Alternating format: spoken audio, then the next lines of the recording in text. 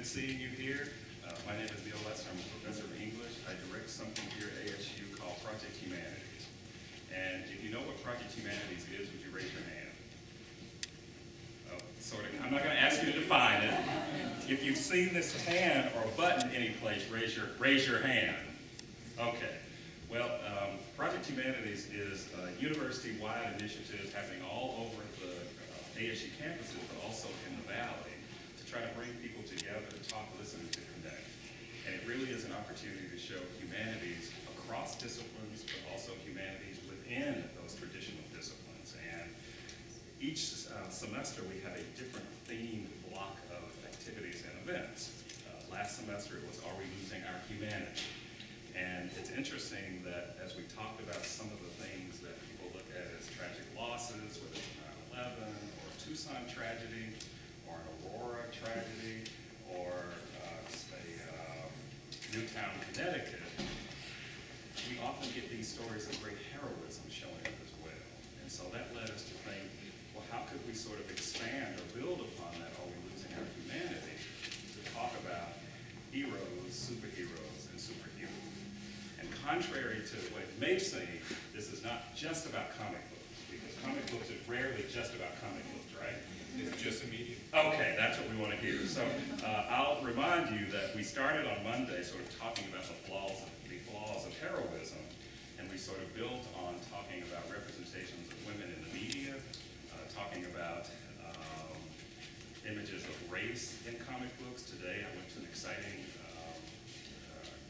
conversation about disabilities in comics. So tonight we have a real treat, because not only do we have experts in the field whose names are Diane Facinelli, who is, her emphasis is in medieval literature, but she has done extensive teaching and research on portrayals of superheroes and their influence in American culture. Alongside Dr. Facinelli is Tony Parker, who is award-winning, and many of you may have seen him on Horizon yesterday, because he does all kinds of neat stuff too. He's at Phoenix College, he's also an artist, has worked with Marvel, DC, and Dark Horse Comics, and doing some really exciting stuff. So could you imagine a better conversation than someone who is in the classroom and who is sort of connected to this idea, and somebody who is in the classroom and in the industry to give us their perspective on heroes, superheroes, and superhumans. And before the night is over, we'll talk about the rest of the events that sort of conclude this block of conversations about heroism, superheroes. But before we do that, I'll invite Johnny Martin over to tell us about a special little treat that you will be able to, do you partake of the treat? A little treat. Okay, come on over, Johnny.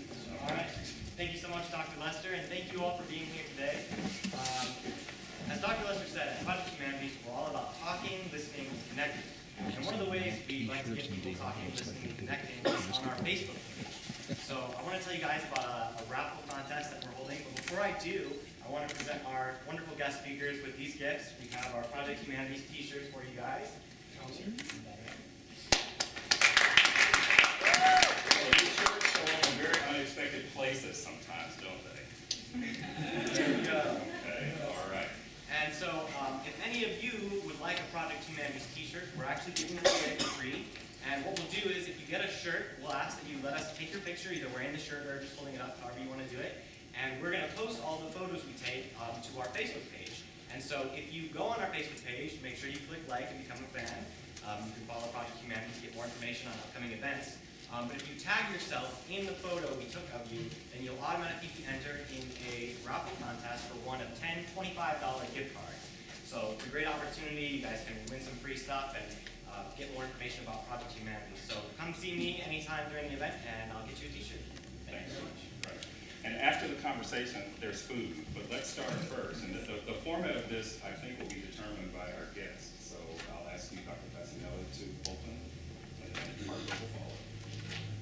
Yes, well, welcome.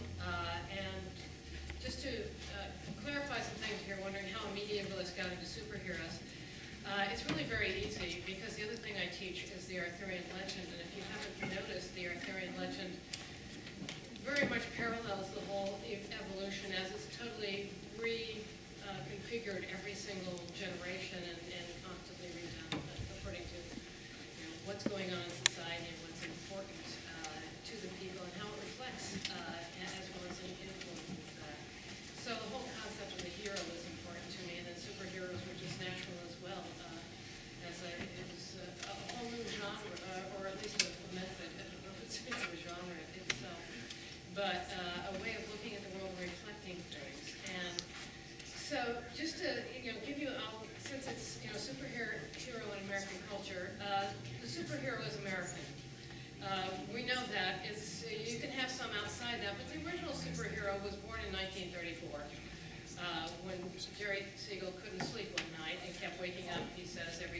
was writing down the story about this guy. Oh.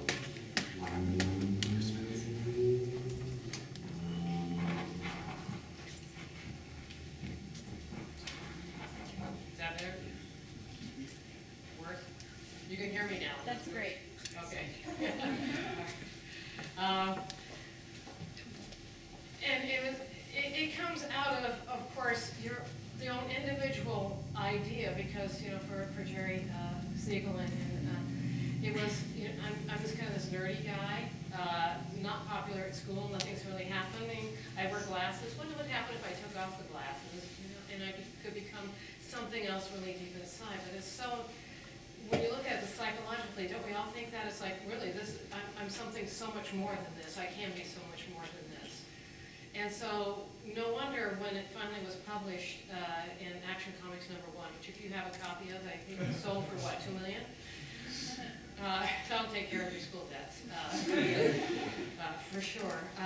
The whole you know, notion of this was that, you know, this is the hero inside of us all, that we can become. No, we can't leap tall buildings with a single bound. He could leap, then he couldn't fly. Those things were added later, but what is the psychology behind it? The interesting thing is that, of course, it took a while for the comic book industry to say, yeah, we'll publish this because it just seems so weird, but it isn't. Because this whole hero idea, yeah, the spandex is new, but outside of that, it's something that's been with us for so long. But then I will always have in class someone say, well, what's the real Batman story? Well, the real Batman story is that his parents are killed. That is, yeah, that's the constant that goes through it all. But otherwise, it's reformed. You have new versions of it. You have superheroes who died. Spider-Man, you know, Peter Parker just died, taken over by a half black, half Hispanic Spider-Man. Yes, Peter Parker will come back. Yeah. I gave it away. For me. Oh, but it says something for us every day. What did it say for us then? Well, obviously, the superhero comics wouldn't have taken off if it didn't say something to Americans and to what we think of ourselves, what we think of our society, what we think we can become. Because, of course, the year after that, Batman showed up. And then you have in 1941 Wonder Woman, where you have a psychologist who's saying, yes, we need to put women in there as well. Okay, she's in a bustier, but... He's actually really messed up. Yeah. You have to go to Mercer's? No, please. Oh, no, I was going to say, one of my degrees actually is in psychology, so I learned about him, and apparently he had a house guest who was female, well, she was female, but who actually wore around metal bracelets. And if you look at all the early stuff, it actually is proto-bondage. And it's really quite frustrating to look at. Lasso of truth. Yep, anytime you're bound with this rope, you got to tell the truth with it, and she can only be defeated if someone ties her up. I am not kidding. Those are part of the original stuff. Like a lot of the early photos, she's usually tied up and a missile or a torpedo is flying at her. Thank you, Freud. However, he also did invent the lie detector. So. But it was in 41. It was also when Captain America came out. So, and it's the thing to remember with the early superheroes is so much of it. It may have had horrible beginnings, where it's like, well, that was really racist, or Superman would allow the bad guys to shoot at him and then bullets bounce off of him and kill the villains, and he'd laugh about it and make a joke because, you've been voiced by Owen Petard, or whatever they said back in the 1930s. And so it's one of those things where culture has changed, where Batman used to use guns, where now it's one of the things he did as canon, he doesn't use, with rare exception. But it's one of those things within the whole hero thing is throughout history they've developed. Because then you had Captain America with World War II and other patriotic superheroes. And then from then, the comics developed into westerns and a bit of sci-fi, but a lot of horror as well. And then Marsters and Seduction of Innocent comics dropped down. And it wasn't actually until actually the 60s till they started picking up again. And one of the reasons they were successful was because the new hero was the flawed hero, where it went from these huge iconic characters where you've got the incredibly good-looking models, statuesque males and females, to the flawed hero. You had Peter Parker, who was nerdy, poor, awkward, missing family members, and now he's gotten his power. And of course, with great power comes great responsibility, and he had to learn that the hard way. You have the X-Men, who are teenagers who have hit puberty twice over. Not only are they voice changing and hair in strange places, but now they have lasers, or they have force beams coming out of their eyes and wings coming out of their back, and they can see people's minds. So now we have that great shift, and due to those flaws, those things right there, we have parts of the pen as before, Ben Grimm's thing, where it's this person who's cursed to this horribly disfigured character, but he chooses to be the hero. At that point, it really aligned themselves with the era where it's now Vietnam had raged on. You have people who are questioning reality, questioning morality, questioning authority. And at that point, they have these characters who are doing the exact same thing. Wait a minute, if I do all the right things, good things happen. Sorry, Peter Parker, you do all the right things, you do good at school, you're a nice guy, but sorry, no one likes you because you're not socially, you're socially awkward, or you don't have the money to do what people can do. And so people began to relate with that. So that's where the resurgence of superheroes came in. In fact, in the late 60s, you had Speedy, the ward or sidekick of Green Arrow, who was addicted to heroin. And so you had that, like, wow, we've got drug issues. And they had a couple of issues with drugs with Spider-Man, not himself, but people he knew, which is funny because Stanley himself said, at the time I knew nothing about drugs. It was, here, take a pill and you'll freak out. Yeah. It's like for madness, where if you smoke pot, you all of a sudden feel like you're on meth. Which is kind of the exact watching the clown, it's hilarious. But from then it developed up, and at that point it really started catching up with the zeitgeist of that era, where you had, which is good because initially, I hate saying this, old cartoons, old comics are incredibly racist. Yeah. It wasn't until Black Panther with Marvel Comics where you had a black character who was a positive role model. It wasn't a horrible stereotype from 1950s Tom and Jerry cartoon where it was, he was a king of a technologically advanced country who beat up all the Avengers at once, which is still one of my favorite characters. Sorry. I'm just wondering, did Black Panther, the character, he predated the Black Panther movement?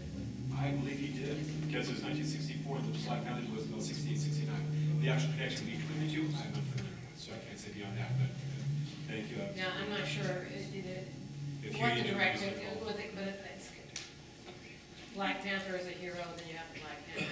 It seems more than a coincidence that that would have gone. I'm just very cautious about stuff like that, so.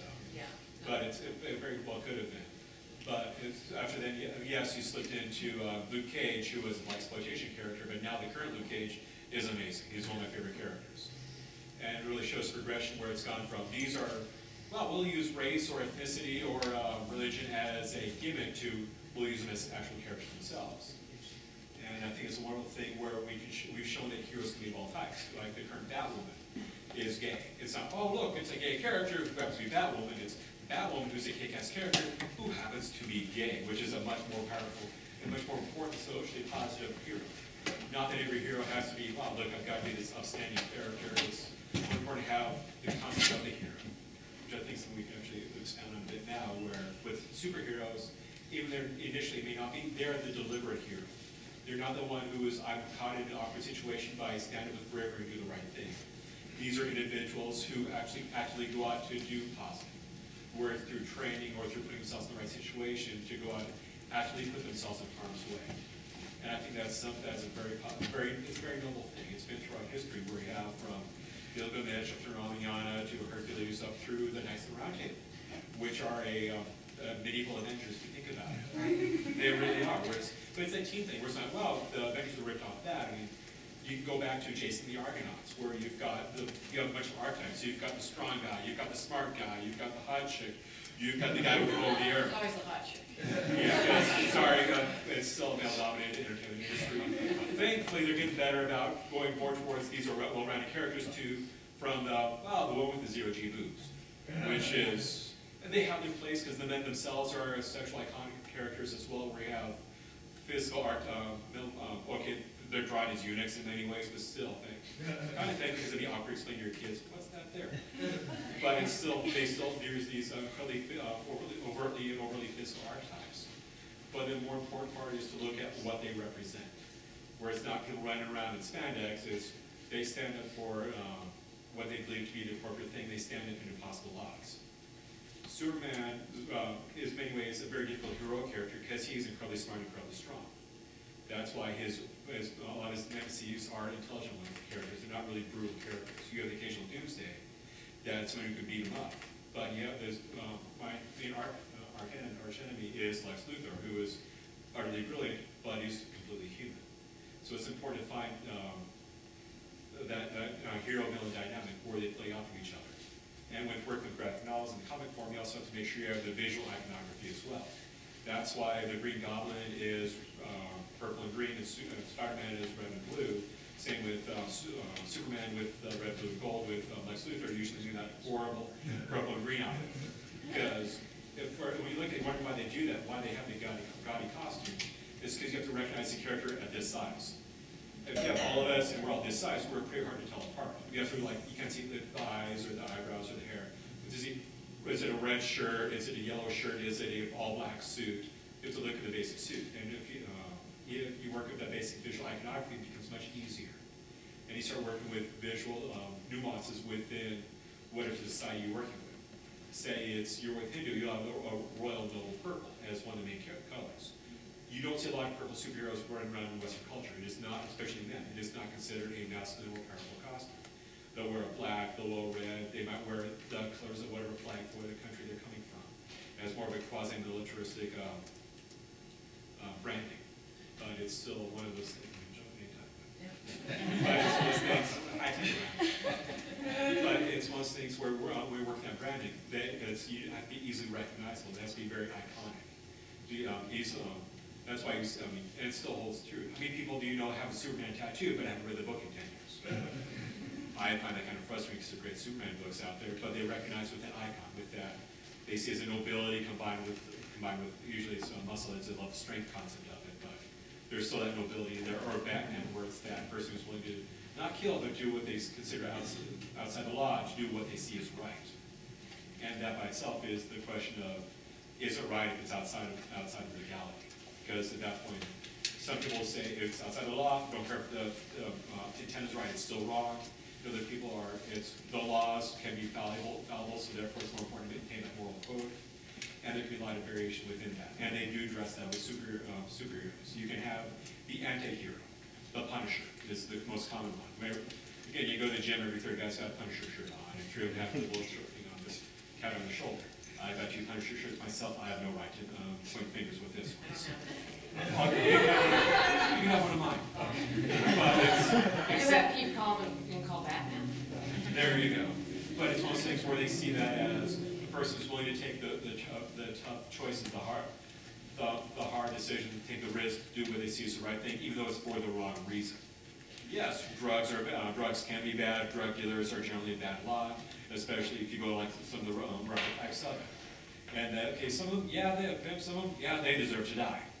However, does that give you the right to work outside of what is accepted in society to enter in that, and what gives you the right to make sure that you're right at all times?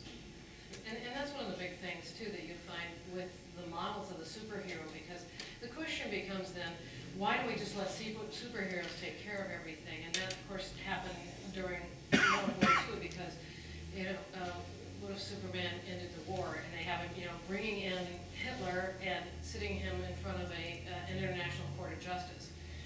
And then you have Captain America, but then the problem is you actually have the comics going to war before America went to war. We recognized in comics the threat, but then you have real people fighting and dying in the war. How do you get that together? And very early they realized Superman can't be involved, so they had him reading the eye chart in a room over because he has X-ray vision, and so he was 4F. So he has to stay home. And so you don't detract from the real heroes, who are the people out there who are fighting and dying in the process. And the same thing with Captain America. He ends up helping the soldiers. And so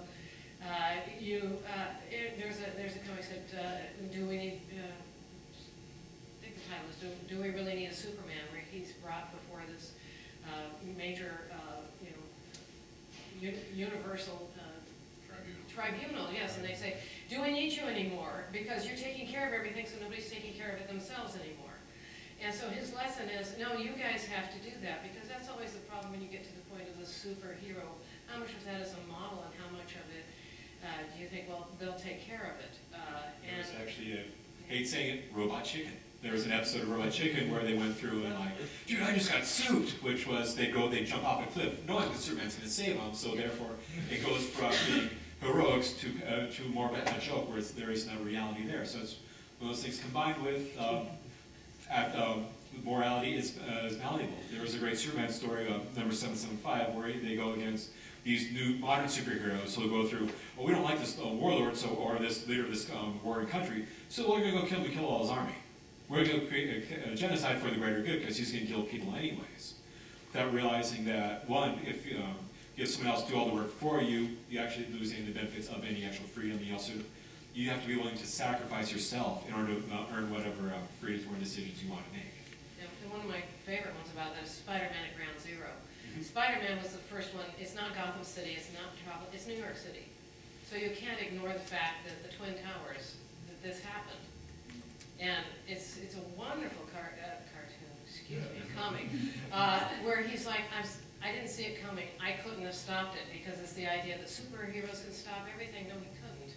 And then at the end, you have the real heroes, and this wonderful panorama of firefighters, nurses, all the people who were just there helping out. It's even better than that, because as they go through like, well, all the Fantastic Four can do it, and even like Dr. Doom shedding a tear because of this horrible tragedy. But one of the things that I'm actually getting goosebumps right now is Spider-Man number 36. It's a black cover. It's if you get a chance to buy it, it's stunning.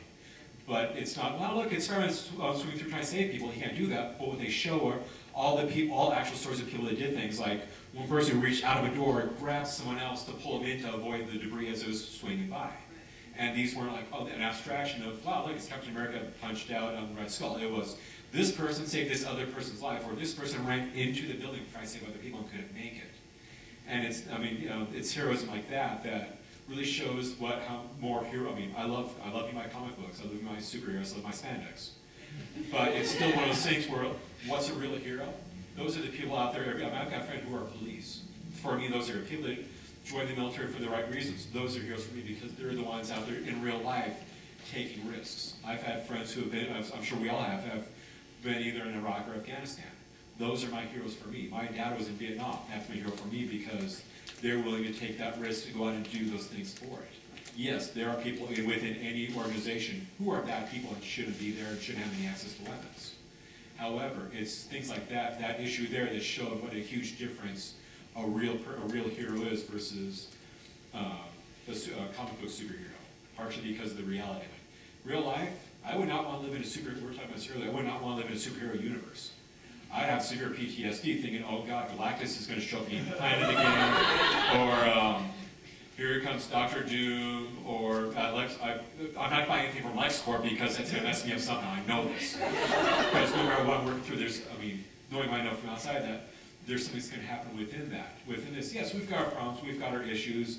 I might get shot by road rage on the drive home. You never know things are going to happen, but I'd much rather deal with that versus having to deal with, is the water safe, or did the Joker tamper with it? So it's one of those things where I look at it, and it's one of those things, it's like Renaissance Festival. I would love to live in time of Renaissance. Yeah, I like toilet paper. And penicillin, and running water, and bathing, and not having botulism or the plague.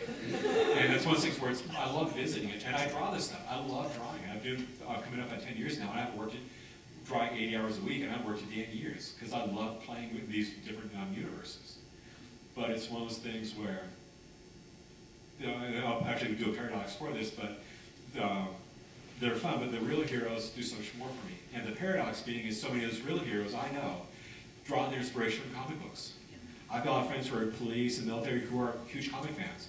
One of my friends who was on the front lines of Afghanistan before it was cool, he said it was a $100,000 price on his head. I don't know the actual number, but he had a price on his head. People were intent on killing him and collecting money for it. I drew for him a picture of Colossus, from the X-Men, Steel guy, that guy, and one of my favorite characters. But it fit perfectly in his strike plate on his vest. Every day he went out, and his group went out. They joke about it. They give him golly heck, watching my language about it. But every time before they went out, they look over, and he's like, because every time he went out, they made sure that Colossus picture was facing front on in his patch and his strike plate. The guy was the sniper who was recently killed in a PTSD issue. If you ever saw him in his picture, on his front he had the Punisher skull spray painted onto his vest. And so that's one of the ironies is for us, we look at that, but for them, they get so much of their inspiration from this. And in World War II, most people reading comics. Over there. That's what they all read. These are 18, 19-year-old moms, they're 17 fake their age. Every week they've got, in the Ruck, they've got a rolled up issue of Captain America in there, because that's where they're getting their inspiration from. So it's a cyclic thing. And it cracks me up because I have people saying, wow, you're such a hero, you inspire people to do this. Like, no, I don't. I draw stuff. What I do is nothing. The people that go out, that serve. That's why I do a lot of military charities, and a lot of police, and a lot of social charities like that, to support these people, because for me, they're the hero, but for me, I'm a hero to them because of what I do, because of what I help create, because of what I draw. There's a fascinating little paradox there within it.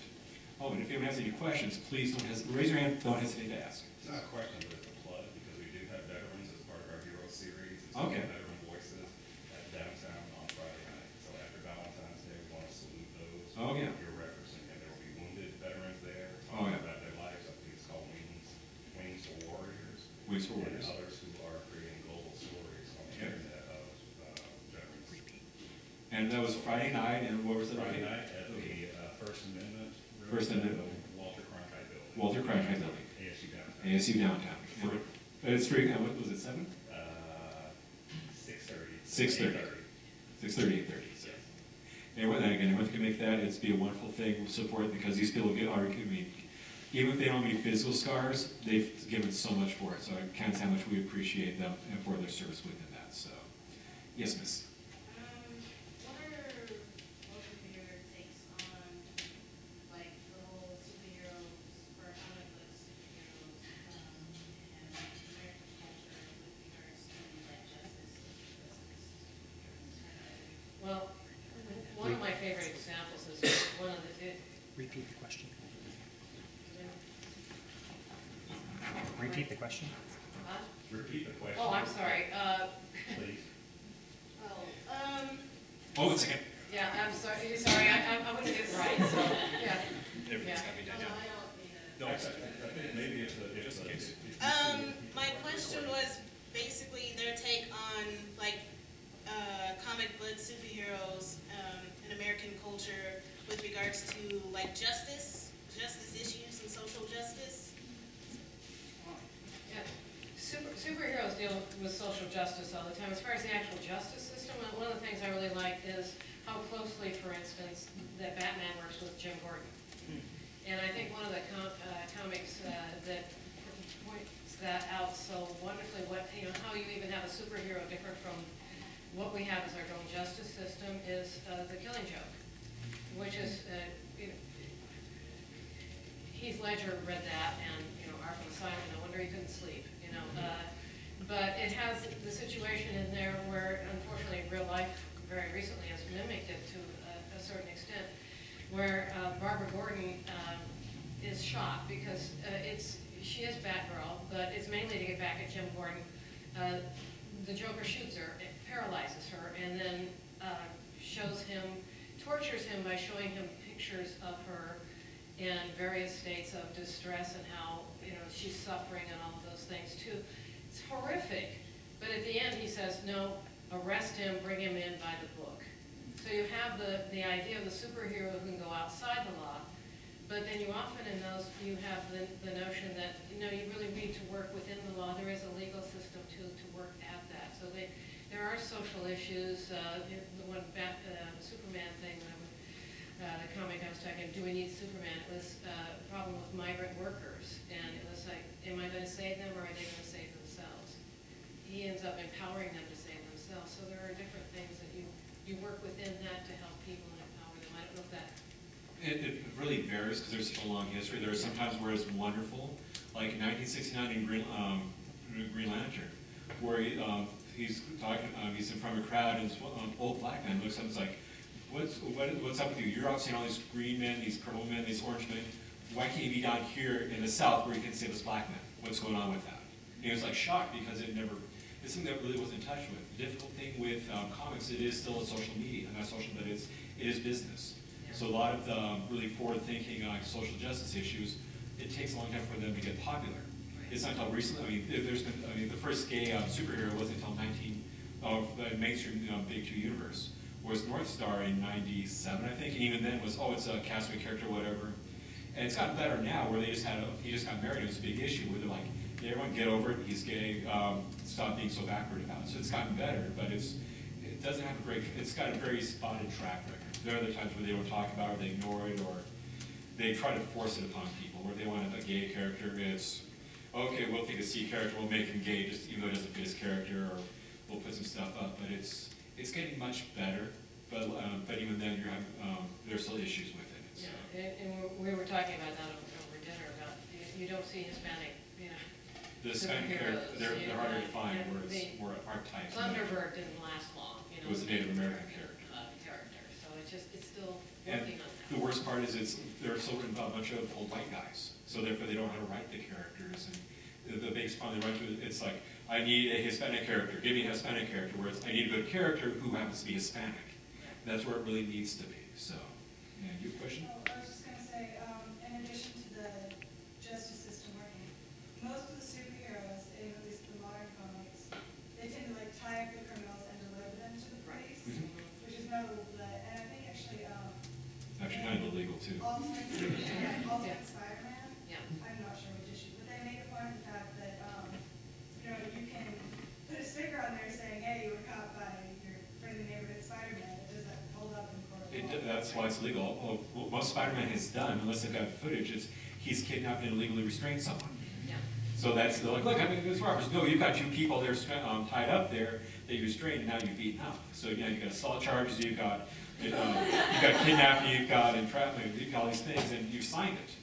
So it's one of those difficult things the reader knows, but it's from my other degrees in criminal justice, from a legal point of view, that is horribly illegal. Most you can do is do a citizen's arrest, and let's see, 1, 2, 3, 4, we'll go around the room this way. I just want to mention the Incredibles on that. The one thing I really loved about that movie is the first thing that happens is he saves these people and they sue him. Yeah. That's what would happen. Someone would push. Yes, sir. Where do you see the trend of comic books and superheroes going towards the future? Where do we see the trend of superheroes and superhero books going in the future? Anything, because I'm not that. Diversity. And I don't mean just on like the social, racial, I mean diversity as far as storytelling and concepts of storytelling. Where one, as far as the heroism itself is diversified in its concept. It's not just, I'll go be the guy who's dressed all in black, because that's me usually. And so it's just much more of a, we coordinate. But it's much more of a like moral ambiguity, where it's like sometimes, you know what, there is right, there is wrong, trying to find that balance within that. And sometimes you'll have a greater like pure good, pure evil story, but there's a lot more the concept of no villain sees himself as a villain. Every villain is a hero in their own story. So I can see more of that, where there's much more complexity allowed to the storytelling and types of characters involved. And we see that even now, and the new Avengers was doing that too. The people who are heroes become villains. People who are villains become heroes. It's just a lot more gray areas now where you have the movement back and forth too. So the second question, as we're going around, was right here. Yeah. I was just wondering what your guys' like ideas are about like kick ass and hit girl and that kind of stuff, especially since like we were talking about like social justice and how people like taking it into their own hands. What we were just kind of I don't know. I'll let you. Yeah, as far as taking it in your own hands, the Punisher is still on the outskirts. We're not superheroes, and the superheroes still have the idea that you work within the system. So the idea of vengeance really isn't that. And even Batman, his parents are killed in front of him.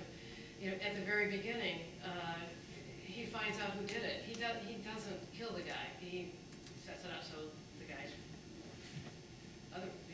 bad guys kill him. Or not, or he goes to jail, or it depends on which story you read. But. Yeah. So outside of that, usually it's the idea that. No, you shouldn't take vengeance into your own hands. And these people are super, and you're outside of that. But even Batman works, as I said, within the system, always. So, yeah, it's not an idea of, go put your spandex on and go start hitting people. It doesn't work out that well. They're sociopaths. Yeah, they're have names. They're crazy people who like causing pain and feel that they deserve justice. I like a lot of Mark Miller's other writing. I just couldn't get. I love J.R. Jr., John Romita Jr. in their artwork, but I can't say I hated the movie. I couldn't get into the story just because it was cheap thrills. It was like, look, I do like how they had the realism of, I'm gonna go beat these thugs, and he gets stabbed, and he gets put in the hospital. Like, that's what happens. That's what, if you go mess with 5 people, even if you got mad skills, odds are that's 5 against 1. Unless they're absolute fools, they will put you in the hospital if you're lucky. I've had friends put in the hospital for things like that. So I do respect that as far as the realism, but the concept of when seeking vengeance, take 2 graves. One for you're going one for yourself. And with this, it's just it's almost like a comic exploitation film where their sole purpose is just to see how much carnage and wreckage they can do. I couldn't get into. I mean, if you like it, I have no problem if you like the story. It's entertainment to be enjoyed, but it was very simplistic. It was almost kind of cheesy in its own little way. I couldn't get into it. So. Yeah, and vengeance is what the supervillains do. Yeah. You're supposed to be. I'll make you pay for beating me up as a when kid. you're the hero. Yeah, but it's selfish to have vengeance. There's no nobility in that. So as far as they're not heroic in any way, shape, or form. Yeah. They went through, they were screwed up, instead of having an effective coping mechanism. Okay, you'd say Batman needs one as well. Get Captain Resolution and Batman, also we have no Batman. Actually, it doesn't work that way, but they chose a poor coping mechanism to deal with it. So that's one of the big issues with that. And after that, again, there's sociopaths who have chosen poorly instead of getting therapy. So that's what it was the next one. So this actually works well because it's continuing this direction. What about the rising popularity of Red Hood for people who don't know was in the Batman storyline as one of Robin's and now kills people? I'm waiting for the trade on that one, so I'm sorry. But no, with that, I mean, it's rising popularity of a singular character versus it's not thematic. Like in the 90s, everyone was killing stuff. Cable, Deadpool, it was like, I love me, I'm blowing stuff up, I'm punching holes in people and watching the blue or the red stuff fly out. There are fewer and fewer of the, overall, fewer of those characters. They're more of a noble character within it. So, well, yes, you do have the Red Hood, but he's an anomaly to the point that we have to mention him by name. Punisher is enough of an anomaly. Kick-Ass and Big Girl are enough of an anomaly that we call them out by specific name, not the full genre within it. So. Right. Yeah, they're the ones who are outside of that, where they do an entirely different thing, and there's still debate as to whether or not we should consider them heroes. They'd be anti-heroes, and even then it's debatable because they kill bad guys, but they don't kill bad guys for the good reason. They kill bad guys because they got beat up by the bad guys. So it's villain versus villain at that point. Okay, yes, miss? Oh, yeah, actually I was getting back to the military thing. The military thing? Yeah, no, I was just, like, 'cause it seems like they moved away from, like, really talking about the military as a whole, and it's like, 'cause, like, didn't, I mean, like, the Avengers used to be, like, owned by the government, basically, and funded. Everyone's been owned by the government. I mean, I know. Yeah, no, Like, yeah, about funded, you know, and, like, sort of sent down, and now they do less of that, like, there's less, Yeah, like, fighting war for. how they don't. Yeah. There's not much about talk about the military. One reason Right, is and also the Ultimate Combat. I freaking love the Ultimate. I know it did great, but, like, Yeah. that's more realistic, where they're like, we Yeah. send them out, Yeah. and it's kind of sketchy. One of the reasons, yes, one of the reasons is because the government, I mean, it's one of those off topics where you can't have the military as a bad guy anymore, at least for a little while, because we love our troops. So since the troops are the army, we can't hate the army. We can only hate like clandestine, like Black Ops, stuff like, no, I'm not saying you do, no, it's not that, but in general, that's one of the things we're watching out with, where due to the war, we've become much more familiar with it, where it's not that those people with the guns off in the base, off in the corner. Now, these are people coming back that are family members and friends that are wounded. So therefore, it's much harder to have them as a blatant, iconic enemy.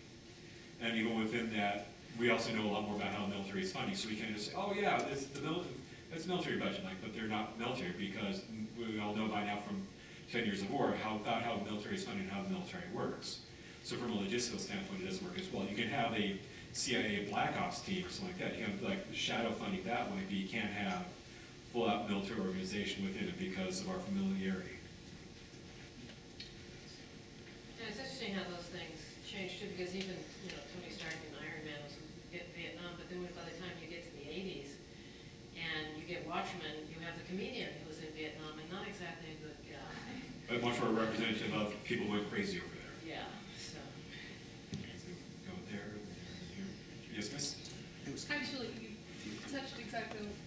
I don't really have a specific question. I just wanted to hear what you guys thought about the Watchmen. I was going to say the Watchmen. It's part of the military. They were part of the military, and then became the ostracized from society, just like you were talking about the Incredibles moment where they get sued and who watches the Watchmen and all, and that, like, where does that fit into like Alan Moore's critique of both American culture and the superhero mythology? Like, I was just wondering what you guys She asked how Watchmen deals, Alan Moore, the writer, and how Watchmen deals with critique of superheroes. And this was his critique of it. Actually, what happened with Watchmen, the reason it was created was DC actually bought rights to a bunch of old Charlton characters.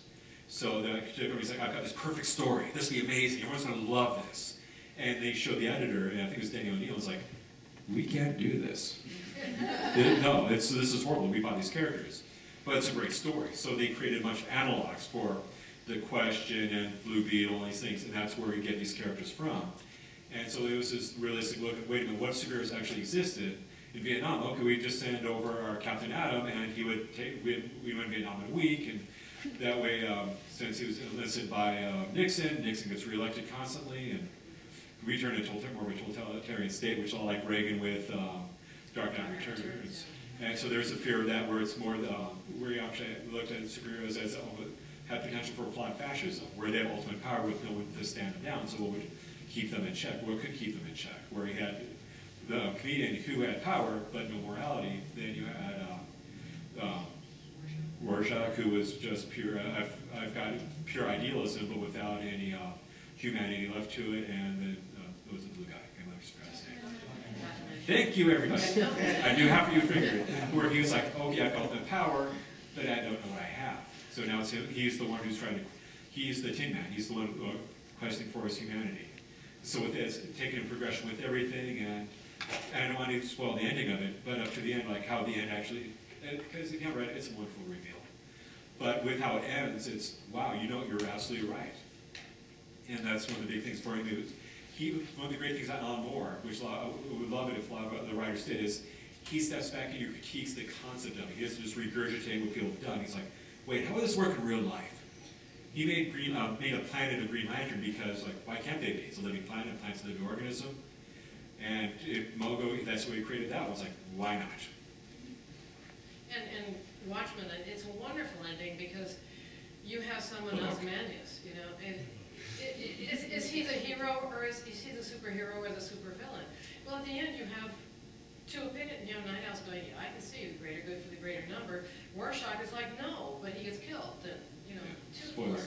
It's been out for a couple of years, so it's, but it's still a great book. But it's that moral ambiguity which Alan Moore does so well. That's one thing I love about him is there. Yes, with some things there's always absolute right, absolute wrong. They find a way to make sure that Doctor Who doesn't kill people; he has associates kill for him. Right. Same with Captain America, doesn't make a hard decision. Someone else comes up and shoots him, does the right thing for the wrong thing for the right reason. So the writers can do that because they are a long-term character. You have to look at the long-term concept with this. So that's one of the difficult things. Again, I love Alan Moore's writing, and Prometheus is another great book if you ever had a chance to read it. I've been pushing that into everyone tonight, apparently. I have. It's so good. But it's still one of those things where there's times where you want those absolutes. You want like The Incredibles, where you have good guy, bad guy. You have a question there, but it's resolved. There's an answer. Versus that the Watchmen moral ambiguity, we're like, wow, there are shades of gray here. And what happens if you have absolute moral dichotomy versus malleable morality? So, and he's working with Peter, so yes, sir. Yeah, it kind of goes along with what we were saying. You mentioned how you see going forward, there's going to be a lot more diversity in terms of storytelling. Yes. And we've discussed how which is wonderful. Comic books change over time. And I'm thinking about, you know, not to plug anything, just the new Avengers right now. Like, there's a secret group of Avengers, and they're taking some pretty shady gray areas. Well, same thing with Uncanny X-Force. Yeah, exactly. Great as well. Exactly, just like the X-Force. And, you know, some fans see this as you're ruining these characters. You're ruining them. Like, these people are pure and they would never do these things, and that's why I like them. But that's the tough part with this is people ask me, who would win in a battle between the Hulk and the Thing, and Hulk and Superman? And my answer is, depends who's writing it. And that's the thing with all these characters. You know, no matter what you write, half your audience will hate it. The other half will love it. There is no perfect story. And even if you're doing your own thing, say you're doing Walking Dead, you're Kirkman, or actually we'll go with John Layman and Chew, because a friend of mine really loves Blood and Chew because it's a great book. And not that Walking Dead isn't. But it's one of those things where no matter what, you're going to make some people angry. You've got to take that risk. And sometimes the greatest stories are the ones that people hate. Like currently they made Cyclops a villain. Or a hero, depending how you look at it, very morally ambiguous, where it's an absolute power thing. So it's nice, but there's always that question there. But sometimes you need that change, otherwise you get stuck in the same character. You can say, well, I always want Spider-Man fighting Doc Ock and pining up with Gwen Stacy. Doc Ock becoming Spider-Man. Yeah. Where I want these things where it's, yeah, it happened, get over it. It'll switch back later, it always does. Yeah. But it's like, people want to say, I want to read that. I'm like, you know, that's great. I'll go get my Marvel Masterpieces. There you go, you can read it. You can keep reliving that. But the only way you know if it works is by the time it's done. It's like baking a pie. Where it's like, wow, that looks great. Does it taste good? We'll find out. Yeah, and sometimes it doesn't work. One of the great examples of that, Jason Todd. Yeah, readers didn't like him as Robin, so he was a dick. Yeah, so they killed him off, and it was like, okay, let's try again. And well, he also never gave your audience an opportunity to kill someone because they will kill someone. Yeah. What happened was, they voted to kill him. For what happened, people that don't know, Jason Todd was the second Robin, right? But he was kind of a dick. And so this big thing, and the big marketing ploy, this was the mid '80s, was, hey, we'll do a call-in number. Call this number if you want him to live. Call this number if you want him to die. And tens of thousands, if not hundreds of thousands of people called in. It was like 27 votes made the difference. And he died. And so so you never do that, but that's one thing. One, never give people the option. And two, it's one of those things you got to be very careful about that, where you don't know if it works until the end. There's a great story called Seven Soldiers of Victory by Grant Morrison, where it's a fun read, but if you read it, buy the trades and you get it that way because it ties up amazingly. But you don't know it until the very end. It's kind of like, for movies, The Usual Suspects. If you haven't seen it, watch it. Now, I'm not going to spoil anything, but by the time you get to the end, you're like, I need to watch this again. This is amazing. It's the classic Rosebud moment. So it's one of those things. I love my movies as well. But it's one of those things where so many things you don't know it's going to work until you get to the very end of it. Everyone, before Ultimate Spider-Man came out, everyone was bitching and moaning. They were hating up a storm on it. They were throwing hate like it was poo and monkeys. They were just, how dare you redo Spider-Man? This is horrible. I remember when John Byrne did this, and you know John Byrne. How dare you think you can redo Spider-Man? And then Ultimate Spider-Man came out, and everyone's like, this is amazing. I knew it would work perfectly. Yeah. So with all these things, that's the worst part about all this entertainment stuff. No one knows if it's going to work until it comes out. And it's like, okay, we're going to update Superman. We'll give him a black costume, and we'll give him long hair and a mullet, and it'll be cool because it's 1991 or whatever it was. Train wreck. But we're updating the character. Yeah, but you've got to do nuances. You've got to work with it. There always got to be those changes because you can't have Peter Parker in junior high school for 40 years. There's got to be that growth. You have to grow with it. There'll always be times where it works wonderfully, where it works great. They're like, all new X-Men. Wow, so those aren't my X-Men. These are some Canadian and some Russian. How dare a Russian be an X-Men? People complain about it. But now it's that those are the old ones. And it's one of those things where sometimes it works and other times where we'll bring all new X-Men. We'll get a guy called Maggot who has worms in his stomach that devour everything. And that was a train wreck as well. So it really develops. And then you have Frank Miller who breaks the whole rule of they never get older. Mm-hmm. And you have a 50-something Batman coming back. But that appeals also to a whole different audience and a realization that it's not just adolescent males now who are reading that. And it brings up a whole different issue. But of course it's not going to keep going that way. But it was, what do you mean he's 50-something? Batman is always going to be, what, mid-30s? Yeah. And fighting bad guys. And you have the train wreck of Dark Knight 2, which don't read. Yeah, that didn't do well. Yes, that was horrible. So I'm kind of going back to the more ambiguous kind of like postmodern superhero. Postmodern more ambiguity. Yeah, and so I guess it really depends on what we want out of a hero, out of a superhero. And this is I'm doing this to partly kind of plug some of the other discussions that we've been having. Go for it. And it goes, yeah, and it's I guess it's the difference of whether we want something that we can aspire to or whether it's something that reflects the actual... Something that's relatable. Something that's relatable, exactly.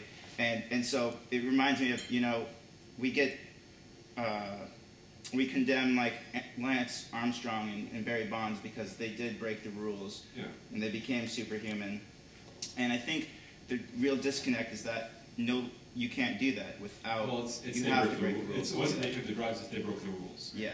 Because they're like, if you take these drugs, you're okay. But if you take these drugs and you lie to us, and a lot of it's not just the drugs, It's the lying. It's since honesty and truth, or at least that the false sense of truth. That's a heroic trait where it's I will truth, justice, the American way. Well, I think it's also that they kind of broke the bounds of humanity. They're now doing something that's considered superhuman. It's more. Everyone's complaining. Everyone is being lied to. Yeah. It's like you have that friend who's gay, and they don't tell anyone, and it's like you hate them because we all know you're gay. We don't care. So it's like it's realizing where they're coming from, where they've got that issue. Like I've got a huge decision to make. People are like, well, you're lying to me by saying you're straight. We're like, it's the lie that they hate. Mm-hmm. And with Barry Bonds, everything, it wasn't, oh, you took drugs. Like everyone knows, and people in the NFL and baseball, they know they took the drugs. It's that they lied to us. As far as the moral ambiguity part of heroes, or realism and heroism, I used to live in South Phoenix. If I saw some guy running around in a black cape and pointy ears, I'd be afraid of it for all the different reasons. That's the tough part where it's like, yes, you can get away with it in comic books, but if you saw, no matter how badass the costume was, it's, I mean, you see them, I love going to comic shows, there's some great cosplay, but you see some of these costumes, like, I would be terrified of that. Well, I might be just because he's crazy. And it's not that, oh, that's an intimidating costume. Very few costumes in real life are scary. It's, if you have a guy who's 6'8", 300 pounds of pure muscle, that's scary. Whatever he wears will be terrifying. And that's one of the tough parts with it, as far as the world, excuse me, the concept versus the realism of it. And that's one of the tough things with it, as far even down to the morality of it. Mm-hmm. Where if you have these huge moral things, okay, I've got a drug dealer. Because when I lived there, I was surrounded, most people around me were crack dealers. And made for a very interesting first week living there. A lot of gunfire. You get used to it after a while. You adjust. But within that, it's okay if you can't just say, okay, I'll call the cops on them and have it arrested, knowing that there is someone there who they've got on the payroll who will tell them, and now I'm going to get shot from it. Or someone might figure out it might be me. And so there's that ambiguity, and there's also realization of that's the devil I know versus the devil I don't know. And there's that moral debate of the right thing to do is to make sure that I get that drug dealer off the street because they could affect my friends, my family, or me in a direct way versus what the reality of what will actually happen if I try to go through the motions of that. So there's a really difficult thing with the morality of that. So the fact that Beyonce didn't lie about lip syncing somehow maintains a kind of heroic morality, unlike it does. It's a very weak. I mean, if she's truly, you can actually say if she's more heroic, she would have done anyways and messed up. At least the attempt of doing the impossible. The failed attempt at heroism is better than I called in a second to help out with this one. But it's still much more heroic to talk about and saying, yeah, I totally did it. Look, I can sing. No one actually doubted she could sing it. We all know she can, but her coming forward, being honest, made her much more of a heroic role model to children by saying, you know what? Yes, I did this. Yes, I went through it. I fully admit, and here's why. However, for this, I won't be doing it, and I want to show that I can do it as well. It wasn't I was tired, I was scared, I didn't want to mess up. It was 40 degrees, and with the way my voice works, with the range I work with, there's a much greater chance I could have solved this event. Yes, and people should actually be saying Kelly Clarkson, who actually sang live, should have been much like, well, thank you for doing that. But it's something we expect. Like you're a musician, your job is to put noise out this whole food hole thing. And by doing that, that's what we laud you for. We give you lots of money for it. So it's your job to do that. However, since you said it, you came clean about it, which is why we accept the honesty with that versus the Lance Armstrong lie. It's like, because he did 7 years of, nope, this all natural, didn't do anything, and now he's like, oh yeah, I lied. And he sued people for saying that he what he actually did. Yeah, and the funny thing is, for the 7 years, they're not giving the award to anyone because the other people below him all did drugs as well. Yeah. So it wasn't drugs, it was the But lie. if people knew that, then isn't there a sort of performative side of that, though? Yeah, I mean, well, we all give into the lie. Oh. It's So willing suspension of disbelief. it's like the steroids in the NFL. We know they're illegal. We know you shouldn't do them, but we see someone who's that size and that ripped and that build and all that and having all these tendon issues. Because the tendon doesn't build as strong as muscle. That's why they have so many tendon tears. One of the reasons why people steroids have the tendon tears. We like, well, it's NFL. It's okay. Yes, they're giving some microconcussions and you do some mental issues and bad backs and back knees. But yeah, we know it, but it's a lie society accepts. So then we all are part of it. We all accept that it's there. So, other questions? Yes, sir. What's the question before I come? Might I use the microphone? Yes, you may. You're going to throw it at me. If I heard right, you're a medieval historian? Because I was, There are many of us. I reflecting, I was close to it once. I'm reflecting on the fact that the similarity between the medieval legends, Beowulf and so on, is we don't know who the authors are. It's probably there never were an author; they were sort of communally created. But I noticed that comic books are much the same. I mean, it's hard to identify a particular author of a particular. Perhaps you can explain exactly how they are created. Is it a group process? I mean, obviously there's editor, there's some writers, story draw artists, and so on. But exactly how is it created, and does it sort of reflect a communal writing process, and therefore reflecting the nature of our communal sense of what a good story, of what right and wrong, as opposed to that of a single author? Actually, they have a single author.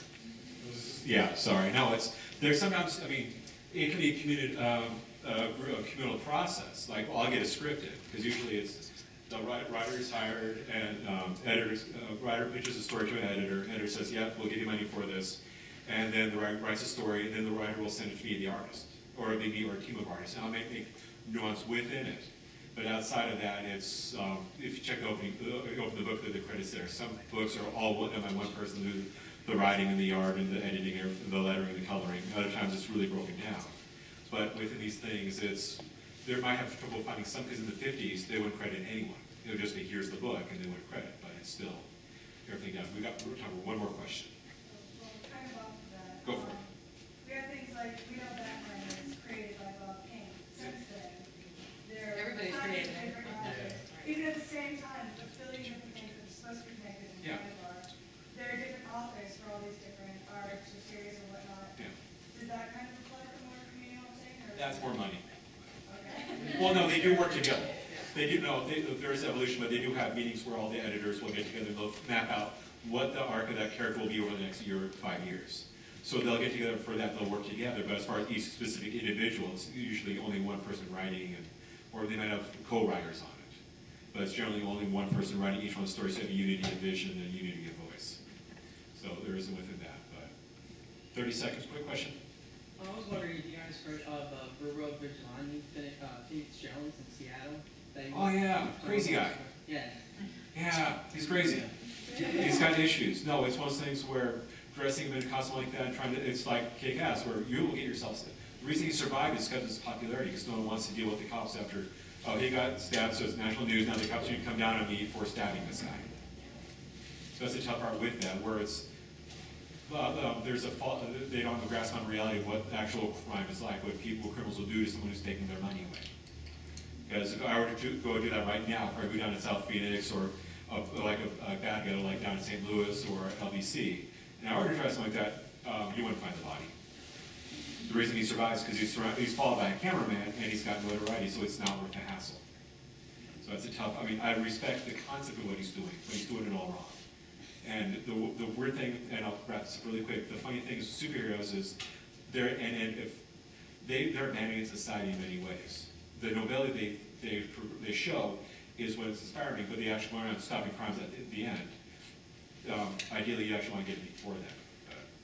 With that, let's.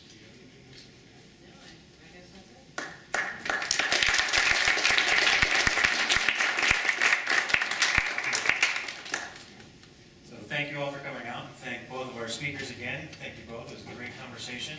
We're going to continue this conversation a little bit further. We have some food out in the atrium. Just wanted to remind you of some of the events coming up. We have the Arizona Center for Medieval and Renaissance Studies annual conference. You can see Dr. Facinelli there as well. We have the Science Fiction TV dinner series at the Polytechnic campus on Thursday. Another superhero panel is going to be Saturday with our Southwestern English Student Symposium. It's 1 to 2 on Saturday. There's also the Science Cafe and the Vital Voices, which we mentioned, the Vital Voices, Better Voices. Those are both Friday as well, and there's a full schedule out at the tables. So if you'll all join us out there for a conversation right after one more quick word. Thank you, Patrick. Also, remember to get your free t-shirt from me, and you can be entered in our Facebook raffle contest. Also, we have a sign-in sheet outside at our table that we'd like you to put your name and email address on so we can give you information about future Project Humanities events. So thank you all for coming and enjoy lots of food, please. Yeah.